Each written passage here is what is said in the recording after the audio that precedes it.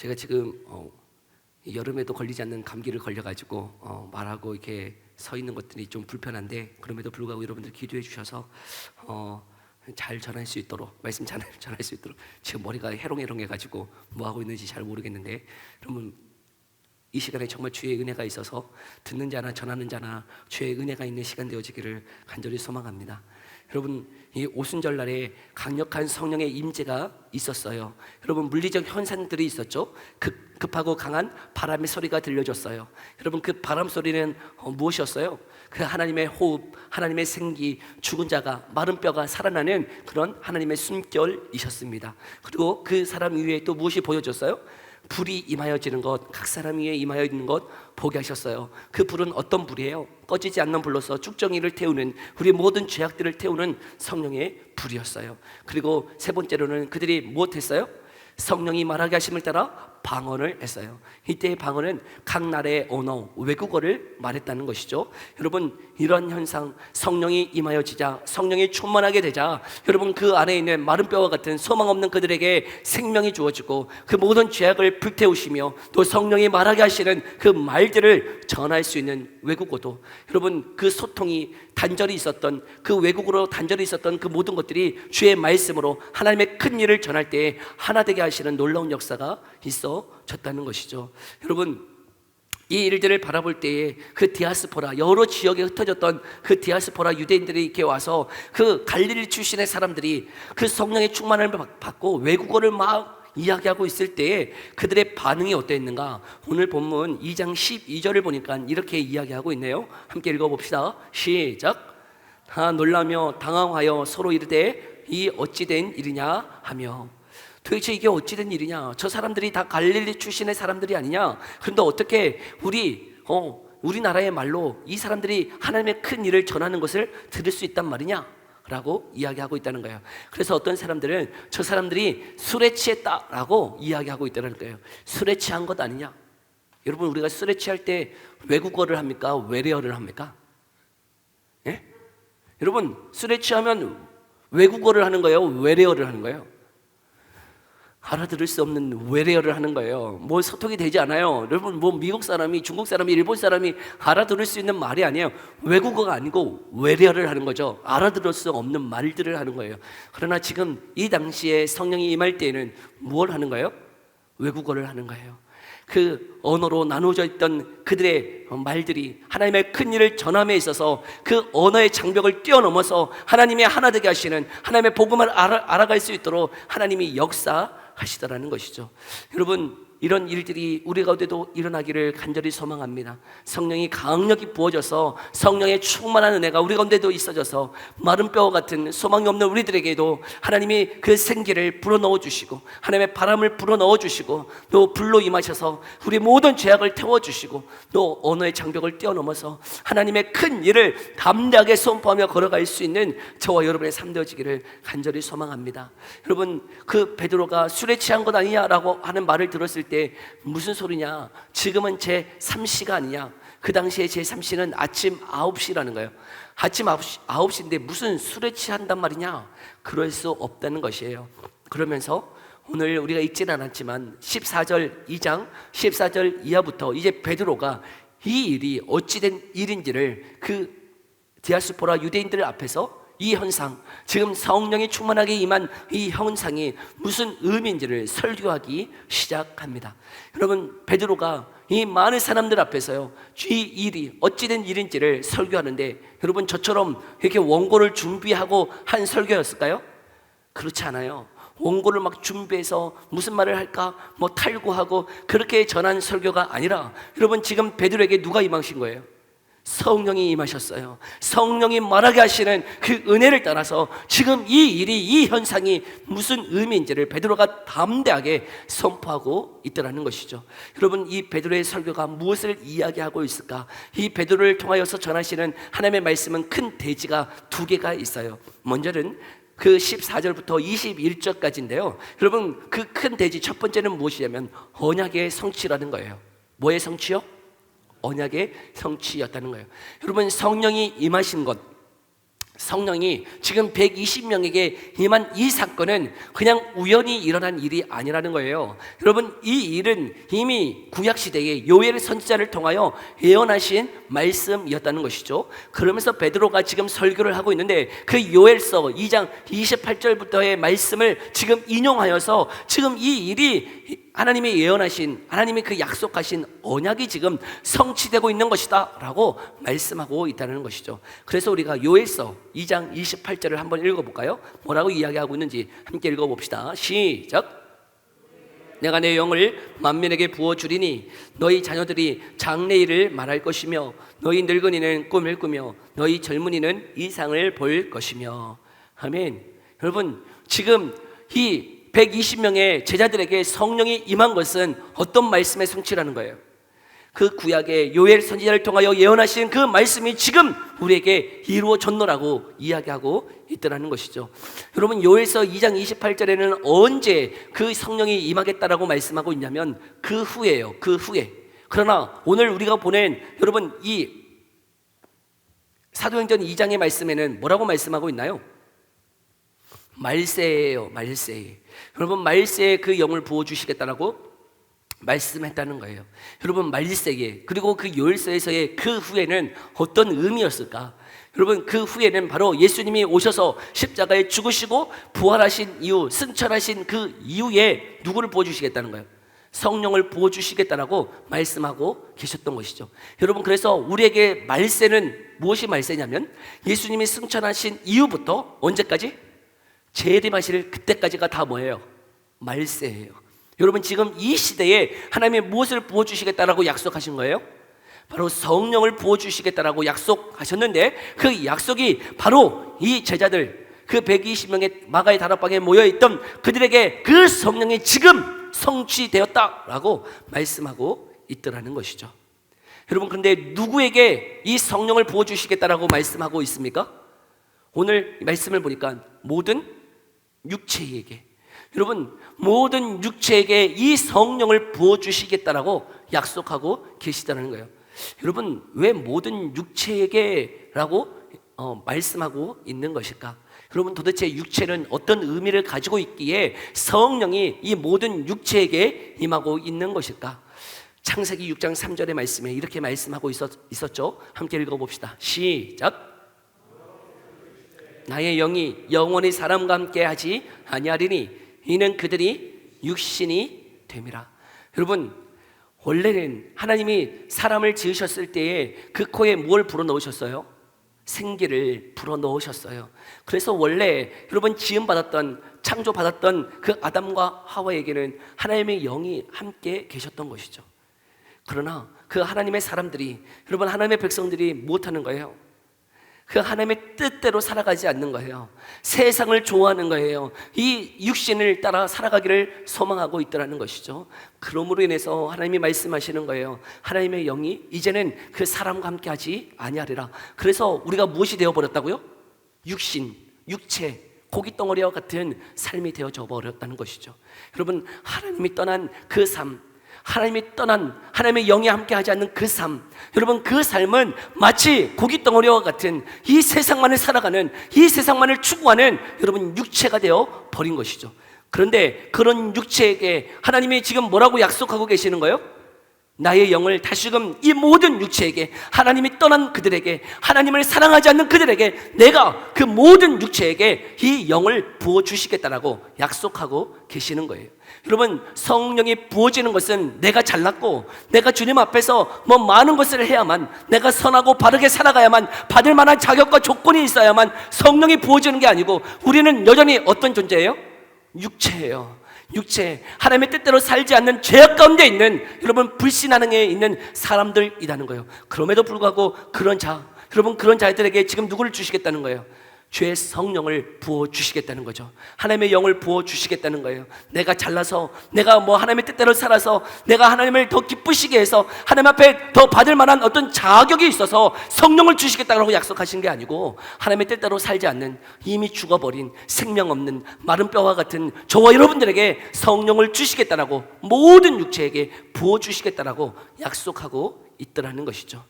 여러분 그 육체, 모든 육체, 그런데 더 자세히 보면 여러분 오늘 본문의 말씀을 보면 여러분 그 육체에게 부어주시는데 어떤 자들이요? 자녀들과 젊은이와 늙은이와 남종과 여종에게, 여러분 어떤 구별함이 없이, 차별이 없이 모든 자들에게, 여러분 사회의 신분이 더 높고 많이 가지고 잘 배우고 더 높은 자리에 있는 자들에게만 성령을 부어주심이 아니라 여러분 자녀들과 젊은이와 늙은이와 남종과 여종과 상관없이, 여러분 어떤 자격과 조건이 없이 모든 육체에게 성령을 제한 없이 부어주실 것을 약속하고 있더라는 것이죠. 전에 사랑하는 성도 여러분, 그 성령 하나님의 임재가 저와 여러분 가운데도 있기를 간절히 소망합니다. 그러면 여러분 그 성령의 임재는 이 오순절 이후에만 있었던 것일까요? 아니면 구약 시대에도 성령의 임재는 있었던 것일까요? 여러분 어때요? 있었어요? 없었어요? 네, 있었어요. 여러분 구약 시대에도 성령의 임재는 있었어요. 그러나 누구에게 있었던 거죠? 특별한 자들에게만 한시적으로 있었어요. 여러분 사사기의 사사들을 보세요. 하나님이 그 사사를 기름 부어 세우실 때에 성령이 임했어요. 여러분 성령이 임해서 하나님의 일들을 이루어 가셨어요. 또한 선지자들에게도 성령이 임했어요. 왕들에게도 성령이 임했어요. 여러분 참 특별한 자들에게 한시적으로, 여러분 하나님의 뜻대로 살지 아니하면 그 성령을 어떻게 하기도 하세요? 거두어 가시기도 하세요. 어디에 살 수 있나요? 그 이스라엘의 초대 왕 누구죠? 사울. 그 사울이 하나님의 뜻대로 살지 아니할 때, 여러분 왕으로 등극될 때에 기름을 부어서 성령이 임했지만, 여러분 그 성령이 그가 그 하나님의 뜻대로 살지 아니하니 그 성령을 거두어 가시더라는 거예요. 여러분 이 구약의 시대에는 특별한 사람들에게 하나님의 뜻을, 하나님의 사명을 이룬 자는 특별한 사람들에게 한시적으로, 그리고 그들이 잘못될 때에는 거두어 가시기도 하는 그런 제한된 성령의 임재였어요. 여러분 그 성령의 임재가 우리에게 있으면 얼마나 좋을까요? 여러분 우리에게도 그 당시에 구약시대의 특별한 선지자, 제사장, 왕, 사사, 여러분 특별한 사람들에게만 임했던 그 성령의 임재가 우리에게도 임한다면 얼마나 좋을까요? 근데 그 성령의 임재를 지금 어떻게 하신다는 거예요? 모든 육체에게 제한 없이 주시겠다라고 약속하고 있는 것이죠. 여러분 그 성령의 임재가 지금 120명의 그 간구하며 기도하는 자들에게 성령이 임재하였다는 것이에요. 그러면 여러분 그 성령을 왜 주시는 거예요? 그 성령에 부어주시는 이유가 무엇 때문일까요? 오늘 사도행전 2장 21절의 말씀을 함께 읽어볼까요? 사도행전 2장 21절에 함께 읽어봅시다. 시작. 주의 이름을 부르는 자는 구원을 받으리라 하였느니라. 아멘. 뭐라고요? 주의 이름을 부르는 자는 구원을 받으리라. 여러분 주의 이름을 부르게 하시는 거예요. 여러분 주의 이름을 부르게 하시는 거예요. 왜요? 구원을 주시기 위해서요. 근데 누가 그 주의 이름을 부를 수 있나요? 누가요? 성령의 임재가 있는 자가 주의 이름을 부를 수 있더라는 것이죠. 성령의 은혜 없이는 여러분 그 주의 이름을 부를 수 없다는 거예요. 구원을 받을 수 없다는 것이죠. 여러분 우리는 구원을 받는 것, 예수님을 믿고 구원을 받는 것, 그게 내 의지나 내 결단이라고 생각하는 사람들이 있어요. 그러나 여러분 분명히 우리 개혁주의 이 장로교 안에서 여러분 분명히 말씀하시는 것은 그 구원은 다 무엇이에요? 하나님의 선물이에요. 여러분 성령의 은혜가 없이는요 예수님을 주라고 고백할 수 없어요. 우리 고린도전서 12장 3절의 말씀 함께 읽어볼까요? 12절 3절 함께 읽어봅니다. 시작. 너 성령으로 아니하고는 누구든지 예수를 주시라 할 수 없느니라. 여러분 성령의 임재가 없이는, 성령이 우리 가운데 거듭나게 하시고 중생케 하시는 그 은혜가 없이는 그 예수님을 믿을 수 없어요. 내 의지나 내 결단으로 나 예수님 믿어요, 나 예수 이제 나 믿을 거예요, 결단한다고 되어지는 문제가 아니라고요. 여러분 그 예수를 진정으로 믿을 수 있는 그 믿음은 누가 주시는 거예요? 성령이 주시는 거예요. 그래서 에베소서 2장 28절에는 이렇게 고백하고 있네요. 함께 읽어볼까요? 시작. 너희는 그 은혜에 의하여 믿음으로 말미암아 구원을 받았으니 이것은 너희에게서 난 것이 아니요 하나님의 선물이라. 아멘. 여러분 그 믿음으로 구원을 받았어요. 근데 그 믿음조차도 뭐에 의해서 주어진 거예요? 은혜예요. 은혜. 여러분, 은혜에 의하여 믿음을 받았어요. 그 믿음으로, 예수님을 믿음으로 구원을 받았는데 그것이 다 뭐예요? 하나님의 선물인 거죠. 왜요? 내게서 난 것이 아무것도 없기에, 내가 무슨 행위로, 내가 무슨 자격이 되고 조건이 되어서 그 성령을 받을 만한 내가 무언가를 행했기 때문에 성령을 주셔서 구원받은 게 아니고, 그 모든 것이 나는 아무 자격이 없으나, 나는 아무 공로 없으나 주님이 내게 성령 주셔서, 거저 주셔서 우리를 그 예수 그리스도 믿게 하시고 예수를 나의 주 나의 하나님이라고 고백하게 하셔서 그 예수님을 믿음으로 우리에게 구원 주셨기 때문이라고 말씀하고 있더라는 것이죠. 여러분, 그 은혜가 저와 여러분 가운데 있기를 간절히 소망합니다. 정말 우리에게 성령 주셔서, 성령의 임재가 있어서 거듭나게 하시는, 우리를 중생케 하시는 그 은혜가 있어서 여러분, 그 주님을 나의 주 나의 하나님이라고 고백하며 걸어갈 수 있는 그 은혜가 저와 여러분 가운데 있기를 간절히 소망합니다. 근데 두 번째요, 이 베드로가 지금 큰 대지 두 번째 설교를 이제 22절부터 36절까지 하고 있는데요, 여러분, 도대체 그 주의 이름을 부르는 자는 구원을 받으리라 하셨는데 그 주의 이름, 그 주의 이름이 누구라는 거예요? 누가 우리의 주님이시라는 거예요? 예수 그리스도예요. 여러분, 그 성령을 주셔서 우리를 구원하기 원하시는데, 주의 이름을 부르는 자, 구원을 받기 원하는데 그 주의 이름이 누구인가? 바로 누구라는 거예요? 예수 그리스도이시다는 거예요.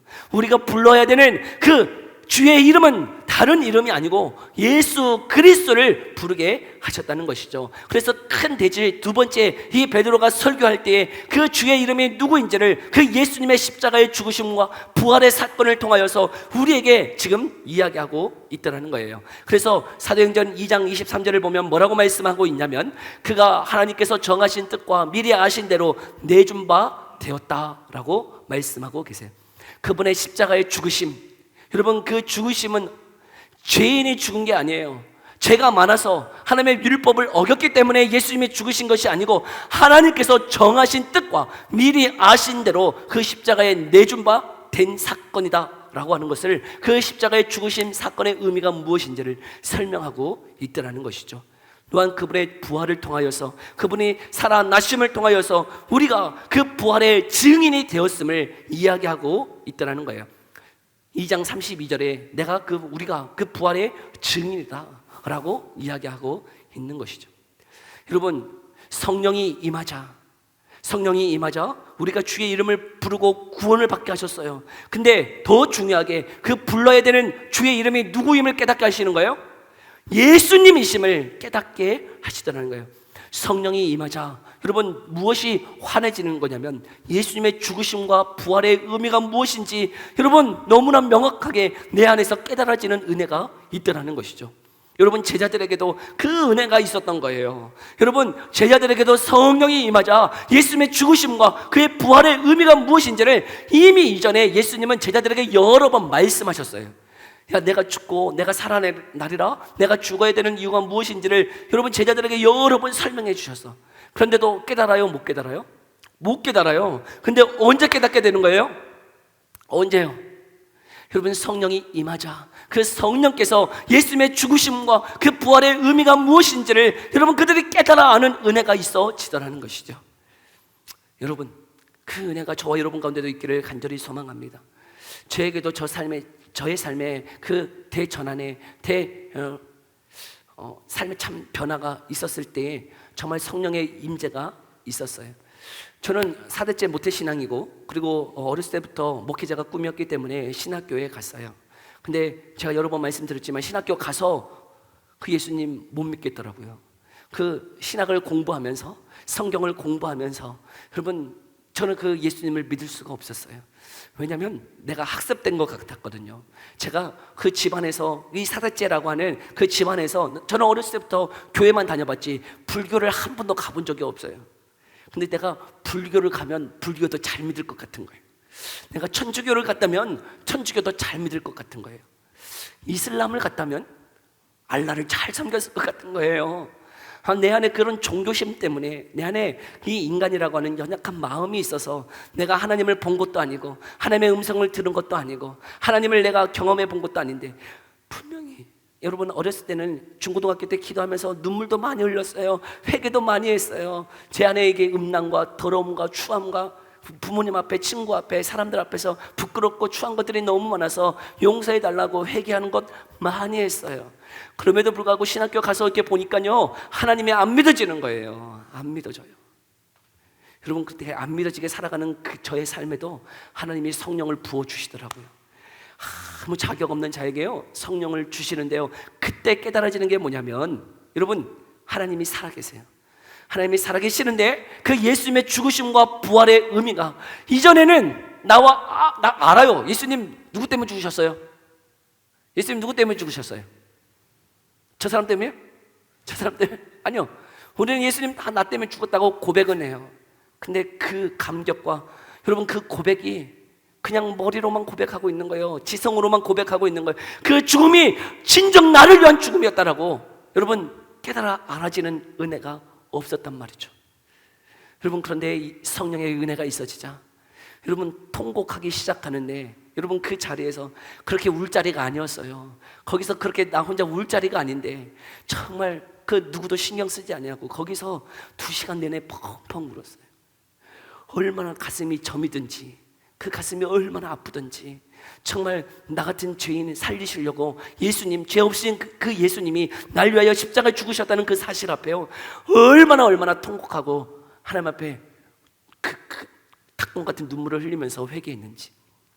여러분, 성령이 임해야만, 그 예수님의 죽으심과 부활의 의미가 무엇인지 깨달아 알아지더라는 거예요. 지성으로 아는 것 말고요. 아, 그 예수님 날 위해 십자가에 죽으셨구나, 날 살리시려고 죽으셨구나, 그런 거 말고요. 그 죽으심이 정말 날 위한 죽으심이었음을 여러분 정말 엎드려서 정말 나 같은 것, 먼지 같은 나 같은 거를 살리시려고 그 예수님이 죽으셨음을 고백하고 깨달아 알아지는 그 은혜가 여러분 저와 여러분 가운데도 있기를 간절히 소망합니다. 여러분, 이 설교를 지금 들었던 거예요. 그 베드로가 전한 이 설교를 들었을 때에 그 백성들의 반응이 어떠합니까? 여러분, 그 반응 우리 함께 볼까요? 2장 37절이에요. 함께 읽어봅시다. 함께 읽어봅니다. 시작.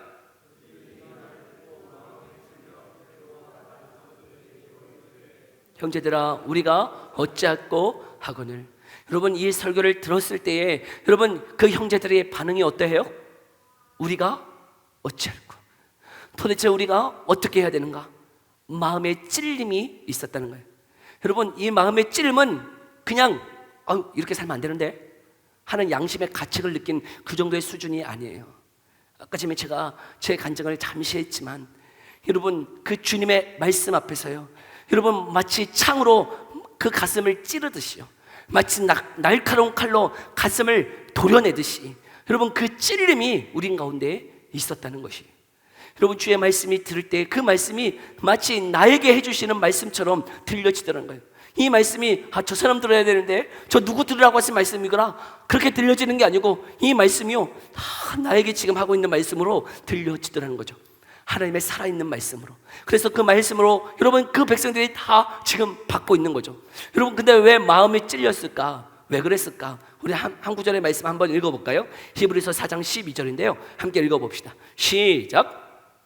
하나님의 말씀은 살아있고 활력이 있어 좌우의 날선 어떤 검보다도 예리하여 혼과 영과 및 관절과 골수를 찔러 쪼개기까지 하며 너 마음의 생각과 뜻을 판단하나니. 아멘. 하나님의 말씀은 뭐라고 얘기하고 있어요? 좌우의 날선 어떤 검보다 예리하다는 거예요.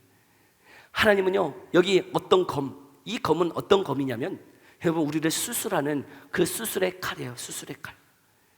우리 안에 암세포가 있어요. 여러분, 더럽고 추한 죄악이 있어요. 그것을 주의 말씀을 통해서 도려내기를 원하신다고요. 그러려면 그 말씀의 칼을 들어서 우리의 마음을 어떻게 하셔야 되는 거예요? 찔러 쪼개야 되는 거예요. 여러분, 찔러 쪼개지 아니하면 여러분 우리의 죄악이 얼마나 기쁜지를 알지 못하는데요. 여러분, 수술하려면 그냥 수술합니까? 얼마나 고통스럽습니까? 여러분, 우리는 지금 마취를 하고 여러분 수술을 받는데 그 마취가 깨어날 때의 그 고통이 어떠해요?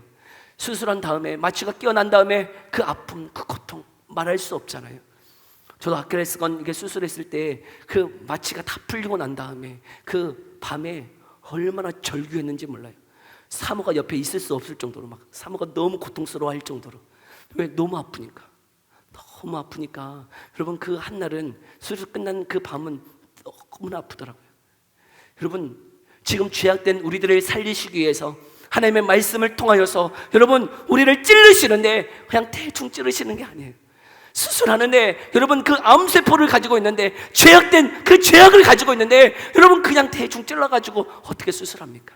찔러 쪼개서 도려내야 되는데, 우리의 생각을, 여러분 우리의 마음을, 그 죄악된 마음을 도려내야 되는데 어떻게 대충 도려낼 수 있습니까?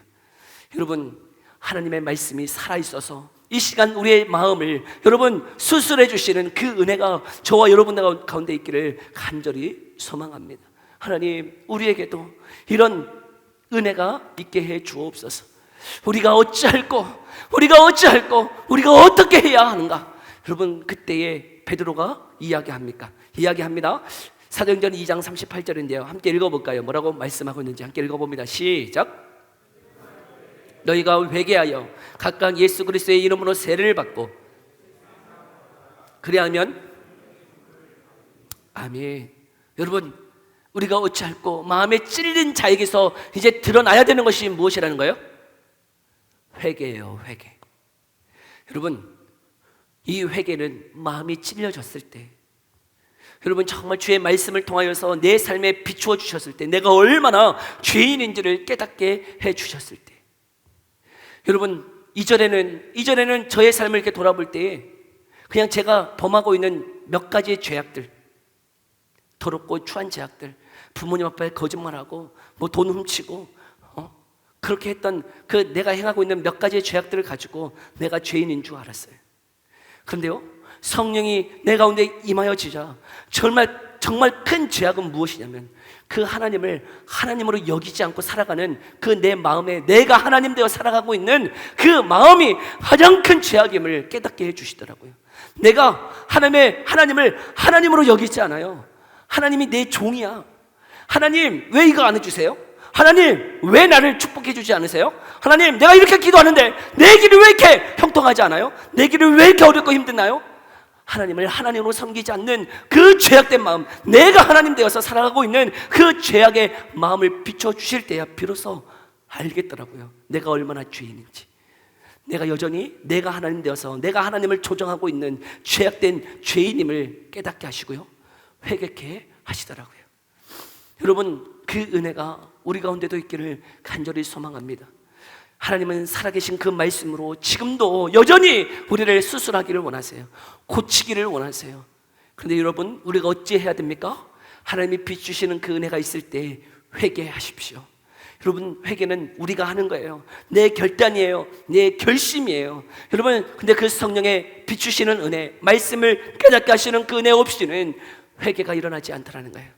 여러분, 하나님의 말씀이 비추어져서 이 죄악된, 이 우둔한 돌같은 우리의 마음을 비추어 알게 하여 주셔서, 하나님 없이 여전히 내가 하나님 되어 살아가고 있는 이 죄악들을 비춰주셔서 여러분, 그 죄악을 회개하고 여러분 돌이켜서 이제는 하나님의 뜻을 구하며 걸어갈 수 있는 저와 여러분의 삶 되어지기를 간절히 소망합니다.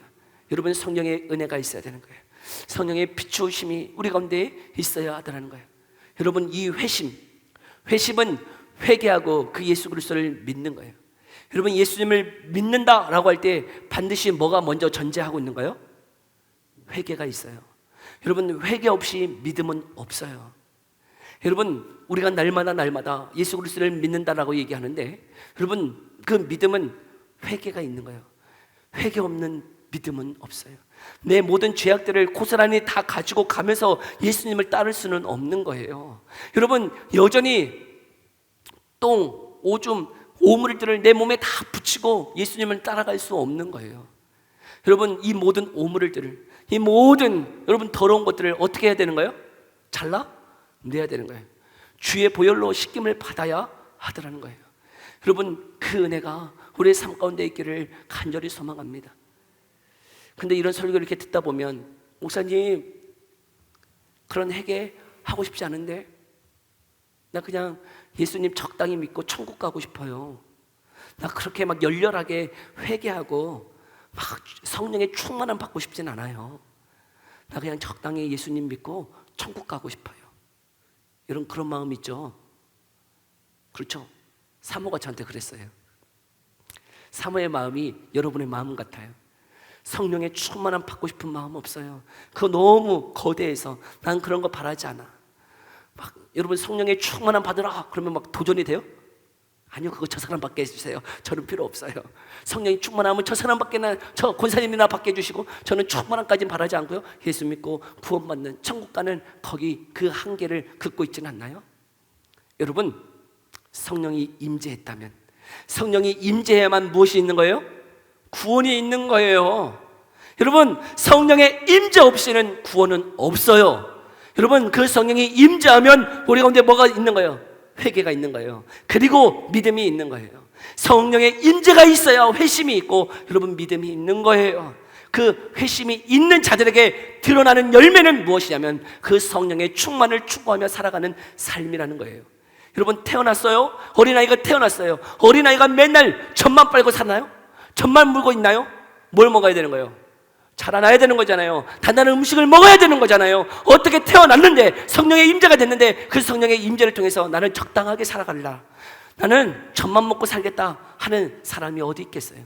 그건 병든 거예요. 그 자라나지 못하면 병들어 있는 거예요. 여러분, 우리 안에 그 성령의 충만을 구하며 나아가 있기를 간절히 소망합니다. 성령의 임재가 있다면 반드시 무엇을 추구한다고요? 성령의 충만을 추구한다고요. 그는 여러분 다른 어떤 신령하고 능력 있는 어떤 권사님, 어떤 목사님, 특별한 누구에게만 적용되는 게 아니고 모든 육체에게 그 성령을 부어주시는데, 그 성령의 부어짐을 받은 저와 여러분들은 그 성령을 추구하며 나아가야 하더라는 거예요. 현에 사는 성도 여러분, 그 기도의 자리에 나아오십시오. 여러분, 우리가 연합 금요 비상 기도회로 나아가고자 합니다. 여러분, 기도 없이 우리는 성령을 받지 못해요. 여러분, 기도할 때 성령의 임재가 있더라는 거예요. 이 회개 또한 언제 임하는 거예요? 회개가 기도할 때 임하는 거예요. 여러분, 회개는 기도할 때 임하여지더라는 거예요. 주님을 만나십시오. 주님과의 깊은 교제 가운데로 나아가십시오. 그래서 그 회개함을 통하여서 여러분 죄 사함을 받고 그 성령의 선물을, 그 성령이 주시는 그 은사들을 받아 누리는 저와 여러분들의 삶 되어지기를 간절히 소망합니다. 우리에게 각각의 은사를 나누어 주세요. 성령의 은사를 주세요. 여러분, 죄 사함을 받고 용서함을 받고 자유함을 받고 하나님의 은사를 받아서 하나님의 복음을 위하여 나아갈 수 있는 저와 여러분 되기를 소망합니다. 여러분, 지금 이러한 일이 여러분 베드로가 설교하고 있을 그때에 지금 몇 명에게 임했다고요? 몇 명에게? 3,000명에게. 여러분, 베드로가 지금 이 설교를 할 때에 그 성령의 임함이 몇 명에게 임했어요? 3,000명에게 임했어요. 여러분, 우리도 예외 없이 여러분, 하나님이 지금 120명에게 하나님이 성령을 부어주셨어요. 그리고 그 베드로를 사용하셔서 설교할 때 몇 명이? 3,000명이 하나님의 은혜를 누렸어요. 여러분, 지금도 그 역사는 제한 없이 우리에게 있는 줄 믿습니다. 구하십시오. 사모하십시오. 그 성령의 은혜가 있어야 우리가 삶을 얻을 수 있어요. 살아날 수 있어요. 생명이 있을 수 있어요. 여러분, 회복이 일어날 수 있어요. 그 성령의 은혜를 구하며 나아가는 저와 여러분의 삶 되어지기를 간절히 소망합니다. 기도합시다. 우리 이 시간 들은 말씀 생각하면서 함께 기도할 때에 하나님, 우리에게도 그 회복이 있기를 원합니다. 정말 성령의 그 비추시는 그 은혜를 통하여서 마음이 정말 찔려서 하나님의 말씀으로 수술함을 받아서 우리의 죄악들을 다 도려내고 하나님 그 제사함을 받고 그 성령의 선물을 받으며 걸어가는 하나님 삶이 되게 해 주옵소서.